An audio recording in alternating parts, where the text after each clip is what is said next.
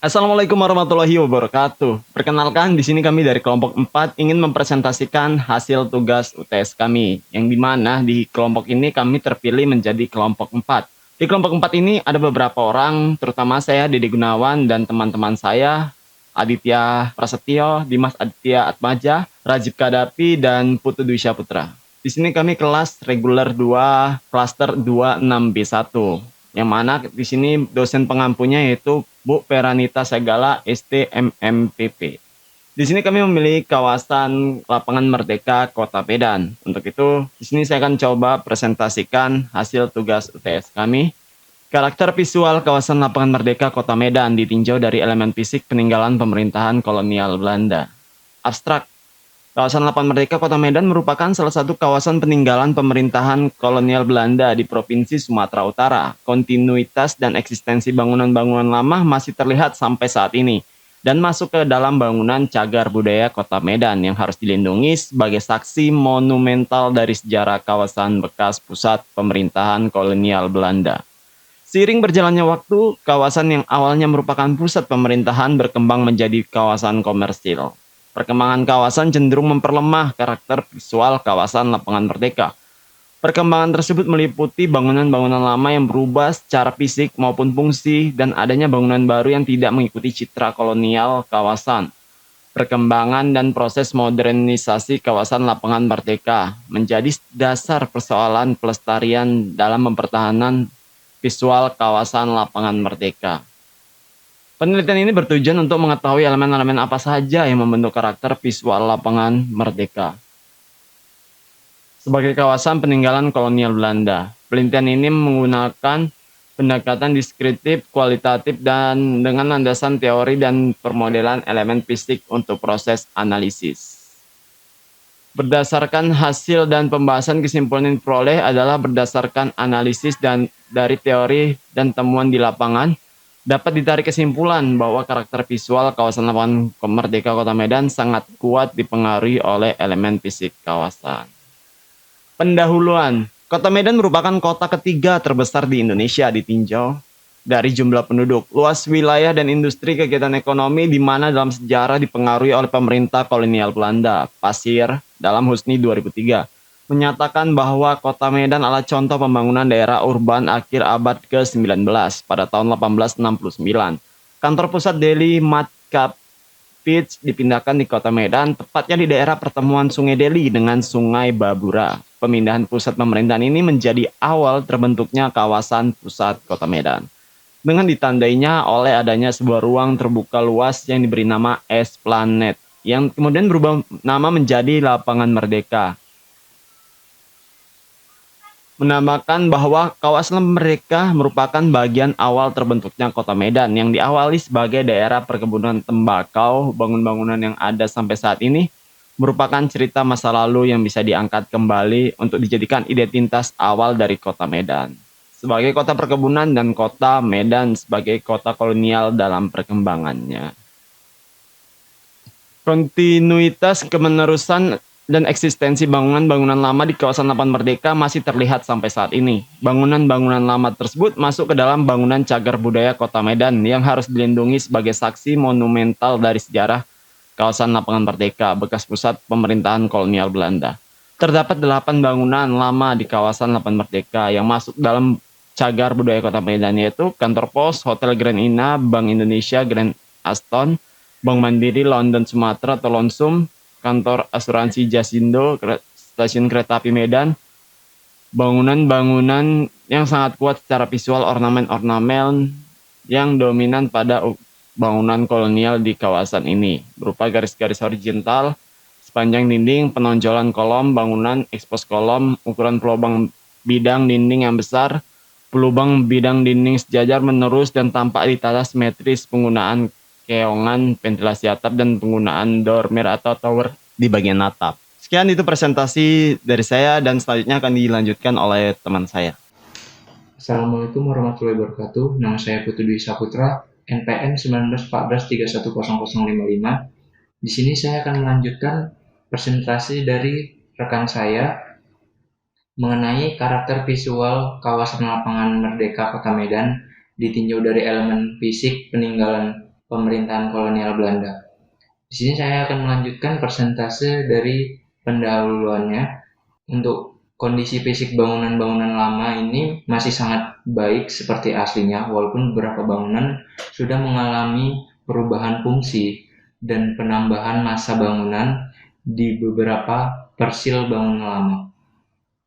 Penambahan massa bangunan di persil bangunan lama untuk memenuhi kebutuhan ruang yang bertambah dan diposisikan di belakang bangunan lama sehingga secara visual masih terlihat jelas eksistensi kawasan lapangan Merdeka, sehingga peninggalan kolonial Belanda tentu menjadi potensi visual yang harus diperkuat dan dipertahankan sehingga menimbulkan kenangan masa lalu sejarah Kota Medan. Seiring berjalannya waktu, kawasan lapangan Merdeka yang awalnya merupakan kawasan pusat pemerintahan berkembang menjadi kawasan komersil.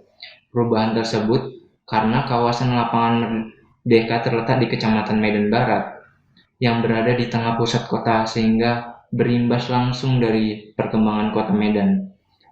Akibat dari meningkatnya aktivitas kawasan lapangan Merdeka itu sendiri merupakan ruang terbuka hijau atau RTH yang bersifat publik dan dapat diakses oleh semua orang. Perkembangan kawasan cenderung memperlama karakter visual kawasan lapangan Merdeka sehingga kawasan peninggalan kolonial Belanda. Perkembangan tersebut meliputi bangunan-bangunan lama yang berubah menjadi fisik atau fungsi, adanya bangunan baru yang tidak mengikuti citra kolonial kawasan, dan pertumbuhan fisik lapangan Merdeka atau Merdeka World dan parkiran PT KAI. Pemerintah Provinsi Sumatera Utara melalui Dinas Pariwisata dan Kebudayaan merencanakan tugas pokok perihal amanat Undang-Undang tahun 2011 dan Perda nomor 2 tahun 2012 tentang bangunan cagar budaya tahun 2014. Pemerintah Kota Medan merencanakan masuk menjadi kota pusaka Indonesia yang menyusun rencana induk konservasi pusaka. Upaya awal rencana induk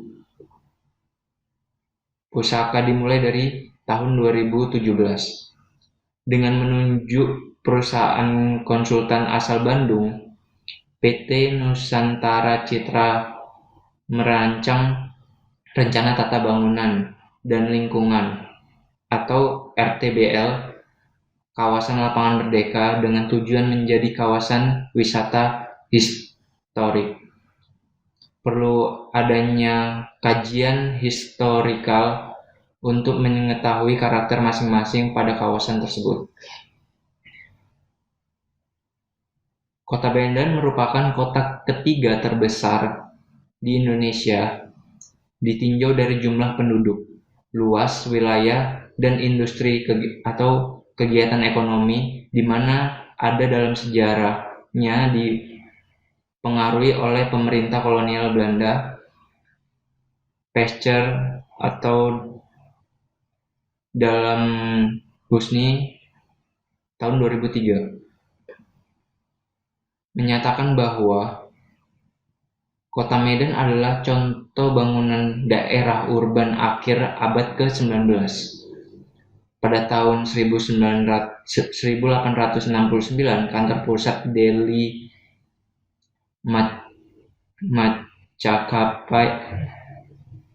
Majapahit dipindah ke Kota Medan, tepatnya di daerah pertemuan Sungai Delhi dengan Sungai Babura. Pemindahan pusat pemerintahan ini menjadi awal terbentuknya kawasan Kota Medan, dengan ditandainya oleh adanya sebuah ruang terbuka luas yang diberi nama Esplanade yang kemudian berubah menjadi Lapangan Merdeka.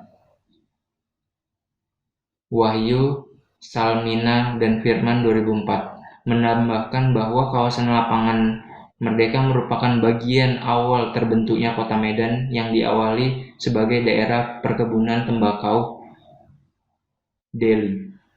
Bangunan-bangunan yang ada sampai saat ini merupakan citra masa lalu yang bisa diangkat kembali dan dijadikan identitas kawasan dari Kota Medan sebagai kota perkebunan dan Kota Medan sebagai kota kolonial dalam perkembangannya.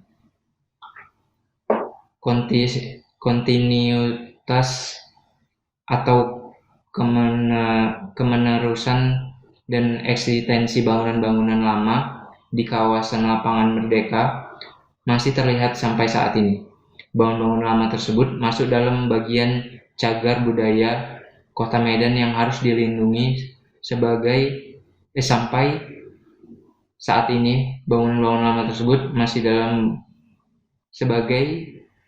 dalam bangunan cagar budaya Kota Medan yang dilindungi sebagai aksi monumental dari sejarah kawasan lapangan Merdeka, bekas pusat pemerintahan kolonial Belanda. Terdapat depan bangunan lama kawasan kota lapangan Merdeka yang masuk ke dalam bangunan cagar budaya Kota Medan, yaitu kantor pos, Hotel Grand Ina, Bank Indonesia, Hotel Grand Aston City Hall, Bank Mandiri, Lonsum atau London Sumatera, kantor asuransi Jasindo, stasiun kereta api Medan. Bangunan-bangunan tersebut memiliki ornamen penonjolan bidang dinding yang mengadopsi bentuk atau gaya kolonial yang sangat kuat secara visual.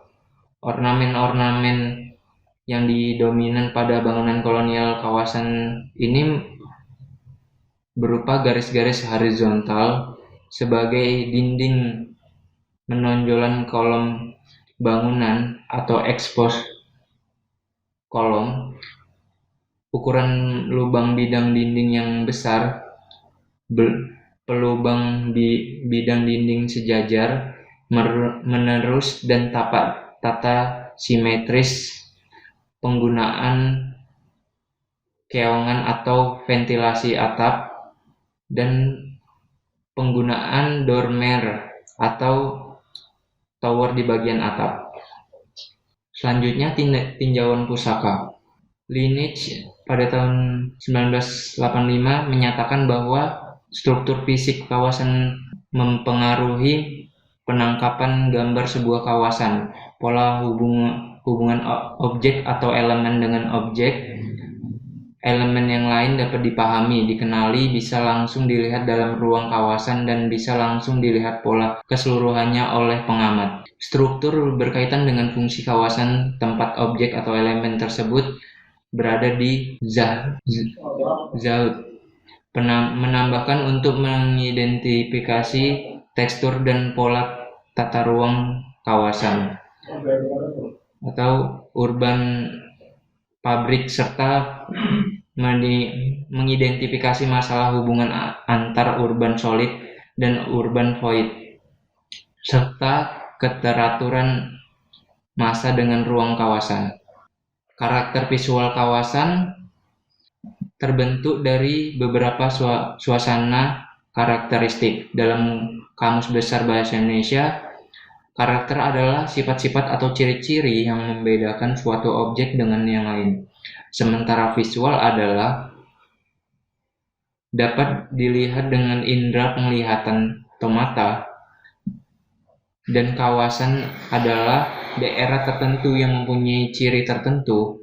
Dari beberapa pengertian tersebut, definisi dari karakter visual kawasan adalah ciri-ciri khas dari suatu daerah tertentu yang dapat dilihat dengan mudah oleh indera penglihatan atau mata. Gordon Cullen pada tahun 1962 dalam bukunya yang berjudul Townscape mendefinisikan Townscape sebagai keterpaduan visual antar organisasi bangunan, jalan, dan ruang yang membentuk lingkungan perkotaan. Townscape dapat juga diartikan sebagai salah satu cara yang dapat digunakan dari segi fisik visual untuk mengenali bentuk fisik suatu kota. Keterpaduan visual antar organisasi bangunan, jalan, dan ruang yang membentuk lingkungan perkotaan. Townscape dapat juga diartikan sebagai salah satu cara yang dapat digunakan dari segi fisik visual bentuk fisik kota. Lebih lanjut, Gordon Cullen mengemukakan nilai-nilai yang harus ditambah dalam proses urban design agar masyarakat secara emosional dapat menikmati lingkungan perkotaan yang baik melalui rasa, fisiologis maupun fisik. 4 hal yang ditekankan adalah racial vision, place, content, dan the fonts tradition pada buku Cullen pada tahun 1962. Assalamualaikum warahmatullahi wabarakatuh. Saya Dimas Aditya Remaja, NPM 19-31.025, ingin menyelesaikan kelanjutan dari kelompok 4 tentang teori elemen dan komponen visual pesawat. Menurut Berry menyatakan bahwa visual dari pesawat adalah elemen visual yang menyusun karakter pesawat, terbentuk dari komposisi bentuk fasad dan elemen-elemen fasad yang dikategorikan dalam empat kategori elemen visual, yaitu pattern, element, size, dan shape. Pattern merupakan pola dari objek atau elemen bangunan yang tersusun secara teratur atau formal sehingga mudah ditangkap visual dan mudah dimengerti susunannya. Biasanya identifikasi pattern karakter visual melalui pola material bangunan, pola jendela, penanda sign atau kolom, ornamen, dan elemen fasad.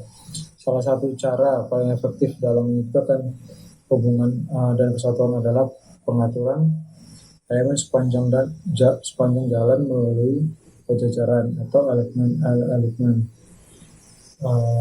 Menurut dari dalam Lenggosari, konektivitas dan kesatuan antar bangunan dapat tercipta apabila dari fasad bangunan di sepanjang jalan diatur melalui penjajaran garis. Kesegarisan di sepanjang sepadan bangunan menunjukkan melalui slackline sebagai garis pengikat antar elemen. Kesuma 2013 menurut Berry menyatakan adanya kesegarisan akan memperkuat kesatuan antar fasad bangunan sehingga akan lebih mudah membaca karakter pesawat. Kemudian bagian 3, metode penelitian. Penelitian ini merupakan pendekatan deskriptif kualitatif yang cenderung menggunakan proses analisis. Pada dasar teori tersebut sebagai acuan agar proses penelitian sesuai dengan realistik di lapangan. Tahap observasi wilayah penelitian yaitu menyusun materi dan langkah peneliti. Proses pengumpulan data berupa pengamatan dan penggambaran elemen berbentuk karakter visual. Kawasan Lapangan Merdeka sebagai peninggalan koloni Belanda, kemudian mengawasi data yang dapat diperoleh. Kesimpulan akan dijadikan sebagai masukan dalam arahan rencana atau guideline, dan diharapkan mampu meningkatkan kualitas visual pesawat. Kawasan Lapangan Merdeka sebagai kawasan peninggalan koloni Belanda.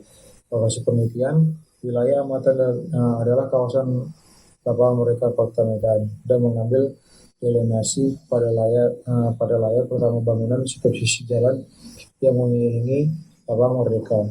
Delineasi ambil berdasarkan kekuatan karakter kawasan Lapangan Merdeka Kota Medan. Lokasi penelitian tepatnya di Kecamatan Medan Barat, Kelurahan Kesawan. Assalamualaikum warahmatullahi wabarakatuh. Saya Aditya Prasetyo. Saya akan menjelaskan tentang wilayah amatan penelitian. Penelitian ini membahas tentang karakter visual kawasan Lapangan Merdeka Kota Medan yang merupakan kawasan peninggalan kolonial Belanda. Lokasi penelitian sebagai berikut. Karakter visual diidentifikasi melalui keterpaduan visual dari elemen fisik, atau solid, ruang atau void, dan pathway sebagai elemen penghubung kawasan. Dapat diartikan juga penelitian ini berfokus pada teori mass and space sebagai elemen pembentuk karakter visual kawasan. Elemen solid kawasan pada penelitian ini berupa bangunan dan vegetasi. Kemudian diidentifikasi untuk mengetahui pola keterkaitan antar elemen solid kawasan. Pola keterkaitan ini menunjukkan adanya keterpaduan visual yang masih bisa dibaca oleh pengamat ketika berada di pathway tertentu. Massa bangunan yang berjajar di sepanjang koridor pathway untuk mengetahui pattern, pola dari objek bangunan yang tersusun secara teratur atau formal, sehingga mudah ditangkap visual dan dimengerti susunannya. Identifikasi pattern karakter visual kawasan melalui pola pelubang bidang dinding atau pintu, jendela, ventilasi, kolom, dan ornamen fasad bangunan. B. Alignment atau line. Garis pengikat vertikal dan horizontal dari penjajaran bangunan dapat diidentifikasi melalui ketinggian antar bangunan atau membentuk skyline. Elemen fasad bangunan seperti kesegarisan pintu, atap, kesegarisan atap, dan kesegarisan antar setback bangunan. C. Size and shape. Memberikan kesan similarity atau kemiripan dan unity atau kesatuan. Ukuran atau size dalam konteks ini meliputi panjang, lebar, dan tinggi dan deret massa bangunan. Sedangkan bentuk atau shape adalah bentuk dasar massa bangunan dan bentuk dari elemen detail bangunan. D. Skala. Perbandingan tinggi objek amatan atau fasad bangunan dengan lebar pathway yang merupakan akses pengamat sebagai titik pengamat untuk mengetahui kesan ruang yang terbentuk. 4. Hasil dan pembahasan. Karakter visual suatu kawasan pasti berbeda dengan kawasan lain. Perbedaan yang dimaksud adalah karakteristik atau ciri-ciri khas dari suatu kawasan yang dapat dilihat dengan mudah oleh indera penglihatan. Karakter visual suatu kawasan mudah dikenali melalui kecenderungan karakteristik elemen-elemen fisik kawasan. Sebagai kawasan yang dirancang dan dibangun oleh pemerintah kolonial Belanda, menunjukkan bahwa kecenderungan karakteristik dari karakter visual kawasan Lapangan Merdeka Kota Medan dapat dikenali dengan mudah oleh pengamat melalui elemen fisik kawasan berupa deretan massa bangunan yang mengelilingi Lapangan Merdeka yang sudah ada sejak pemerintah kolonial Belanda. Ciri-ciri umum bangunan berkarakter kolonial di kawasan Lapangan Merdeka dapat dilihat melalui penonjolan bidang-bidang. Penonjolan bidang-bidang yang dimaksud berupa ornamen-ornamen yang mengadopsi bentuk atau gaya kolonial. Ornamen tersebut sangat kuat secara visual sehingga kelihatan seperti seni pahat dalam sebuah bangunan. Ornamen-ornamen yang dominan pada bangunan kolonial di kawasan ini berupa garis-garis horizontal sepanjang dinding, penonjolan kolom bangunan atau ekspos kolom, ukuran pelubang bidang dinding yang besar, pelubang bidang dinding sejajar, menerus, dan tampak ditata simetris, penggunaan keongan atau ventilasi atap, dan penggunaan dormer ataupun tower di bagian atap. Assalamualaikum warahmatullahi wabarakatuh. Perkenalkan, nama saya Raju Gaddafi. Saya akan melanjutkan presentasi yang sebelumnya dipresentasikan oleh kelompok saya, yaitu Aditya Prasetyo, mengenai hasil dan pembahasan karakter visual suatu kawasan yang berbeda-beda di setiap kawasan lainnya, dan ciri-ciri umum bangunan yang berkarakter kolonial di kawasan Lapangan Merdeka. Nah, di sini saya akan melanjutkan presentasi mengenai Jalan Bukit Barisan untuk bangunan yang bisa kita lihat di gambar di sini, yaitu mengenai kantor pos dan bangunan-bangunan yang ada di sekitarnya, yaitu seperti Bank BCA, Citbis, dan Bank CIMB Niaga dan lainnya. Nah, di sini kita bisa melihat dari gambar untuk fasad dan fungsi antar bangunannya. Nah, mungkin untuk penjelasannya itu mengenai bangunan tersebut berdasarkan analisis alignment atau kesegarisan, size, ukuran, dan shape atau bentuk dan skala dari deret massa bangunan di Jalan Bukit Barisan. Karakter visual yang terbentuk adalah sebagai berikut. Pertama, itu mayoritas fungsi bangunan di Jalan Bukit Barisan adalah jasa dan komersil. Nah, bisa kita lihat di situ seperti kantor pos, itu untuk mengirim surat waktu di zaman kolonial Belanda sudah ada, dan bangunan-bangunan baru juga seperti bank yang ada di sana, yaitu untuk komersial. Nah, sehingga berpengaruh terhadap fasad deret bangunan yang tidak menggambarkan kawasan peninggalan kolonial Belanda. Bangunan jadi setelah adanya bangunan-bangunan baru, sayangnya konsep dari bangunan-bangunan tersebut tidak mengikuti dari konsep sebelumnya, yaitu peninggalan kolonial Belanda. Itu bangunan kantor pos ya. Jadi di sini sangat tampak perbedaannya antara bangunan peninggalan kolonial Belanda dan bangunan-bangunan baru. Jadi memang bangunan-bangunan itu sangat kontras ya, sangat kontras bedanya dengan bangunan lama seperti kantor pos yang seharusnya menjadi acuan di Jalan Ruas Bukit Barisan. Dari 6 persil bangunan hanya ada 1 bangunan lama, dan kelima bangunan tersebut tidak mengikuti citra bangunan lama. Keberadaan kantor pos sebagai bangunan lama yang sangat ikonik di kota Medan berpotensi mengembalikan wajah kawasan Lapangan Merdeka sebagai kawasan peninggalan kolonial Belanda dalam pengertian penataan ulang atau redesign atau menyelaraskan bangunan baru dengan bangunan lama di ruas Jalan Bukit Barisan. Nah, untuk yang kedua yaitu alignment atau kesegarisan vertikal dari gambar analisis di atas menunjukkan bahwa tidak terdapat ikatan kesegarisan yang kuat antara fasad bangunan yang berderet di Jalan Bukit Barisan. Ikatan kesegarisan yang kuat hanya terlihat di deret bangunan ruko melalui elemen fasad bangunan berupa pelubang bidang dinding. Jadi karena konsep bangunan-bangunan baru sudah tidak mengikuti lagi dari konsep yang ada sebelumnya, yaitu pada masa kolonial Belanda, maka di situ menunjukkan tidak terdapat ikatan kesegarisan lagi gitu.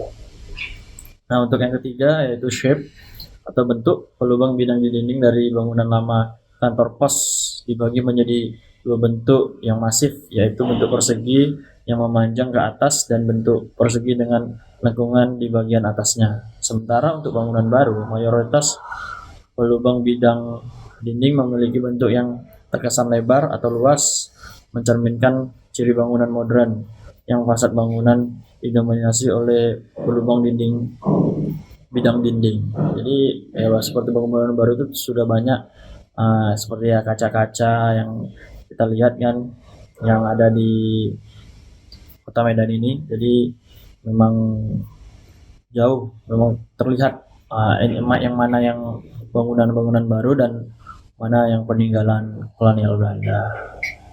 Nah, untuk atap dari deret bangunan Jalan Bukit Barisan dibagi menjadi 2. 30% merupakan atap bersudut miring dan 70% merupakan atap datar atau dak. Bangunan dengan atap bersudut miring tersebut adalah bangunan lama kantor pos dan bangunan baru Bank CMB. Atap bangunan bersudut miring merupakan ciri bangunan tropis. Nah, bisa kita lihat di gambar. Di sana untuk bangunan kantor posnya itu memang terlihat untuk seperti ya 30%, dan untuk yang di paling kanan itu terlihat untuk ciri-ciri bangunan tropisnya. Yang tadi bangunan Bank CMB.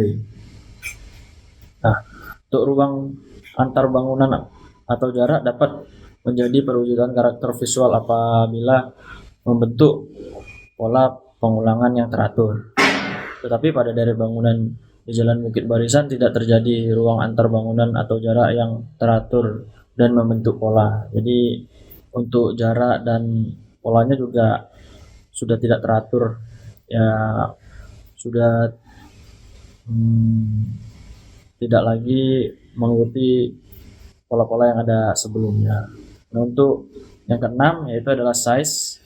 Dalam konteks ini adalah perbandingan panjang, lebar, dan tinggi dari setiap masa bangunan. kesamaan panjang, lebar, atau tinggi dari deret massa bangunan dapat menciptakan perwujudan karakter visual apabila memiliki pola. Dari gambar di atas, yang memiliki kesamaan atau kemiripan adalah Bank BCA, dan deretan ruko yang memiliki tinggi yang sama sehingga memiliki pola skyline tersendiri, bangunan yang memiliki size. Nah, jadi mungkin hanya beberapa bangunan aja yang memang polanya masih sama dibandingkan bangunan-bangunan yang ada di sekitar bangunan peninggalan kolonial Belanda, yaitu kantor pos. Nah, untuk kesimpulannya di sini, faktor penentu karakter visual kawasan Lapangan Merdeka ditinjau dari elemen fisik kawasan adalah sebagai berikut. Yang pertama, bangunan lama peninggalan pemerintahan kolonial Belanda yang masuk ke dalam bangunan cagar budaya Kota Medan masih dipertahankan keaslian dan keabsahannya, baik dari segi fasad, size atau ukuran, dan shape atau bentuk, walaupun sudah mengalami perubahan fungsi. Jadi untuk bentuk dan ukurannya masih dipertahankan oleh pemerintah Kota Medan. Jadi agar tidak dihilangkan peninggalan Belandanya, untuk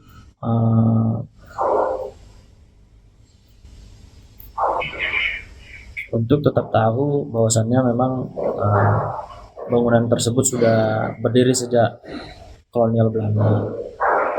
Yang kedua, mayoritas fungsi bangunan di kawasan ini adalah jasa dan komersil. Banyak bangunan baru yang sangat kontras dengan bangunan lama sehingga tidak menggambarkan kawasan peninggalan pemerintahan kolonial Belanda. Contoh kasus Jalan Bukit Barisan. Pada segmen ini terdapat 1 persil bangunan lama dan 5 persil bangunan baru yang saya jelaskan tadi ya. Ini memang untuk bangunan lama dan bangunan baru yang ada di sekitaran Lapangan Merdeka atau Jalan Bukit Barisan itu memang sudah sangat kontras ya antara perbedaan bangunan peninggalan kolonial Belanda dan bangunan-bangunan baru yang ada di sekitarnya. Tapi fungsinya tetap sama ya, di sana kebanyakan sebagai jasa dan komersil.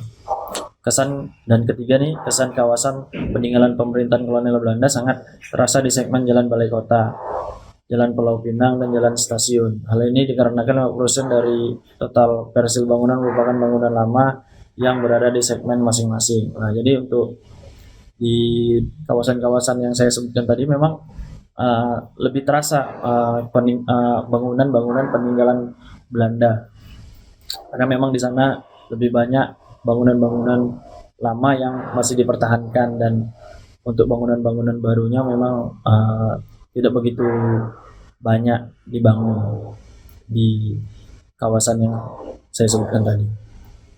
Untuk yang keempat, bangunan-bangunan lama yang berderet di segmen Jalan Balai Kota atau 4 massa dan Jalan Pulau Pinang 2 massa menunjukkan pola alignment atau kesegarisan vertikal yang kuat, memberikan kesan kesegarisan yang masif melalui tinggi bangunan yang hampir sama dan fasad bangunan mulai berlubang di bidang dinding. Untuk bangunan baru tidak terdapat ikatan kesegarisan yang kuat. Nah, jadi yang saya bilang tadi untuk daerah stasiun dan kawasan Pulau Pinang dan Balai Kota itu memang untuk bangunannya memang kesegarisan itu memang hampir mirip semua, jadi hampir sama rata. Jadi memang benar-benar mengikuti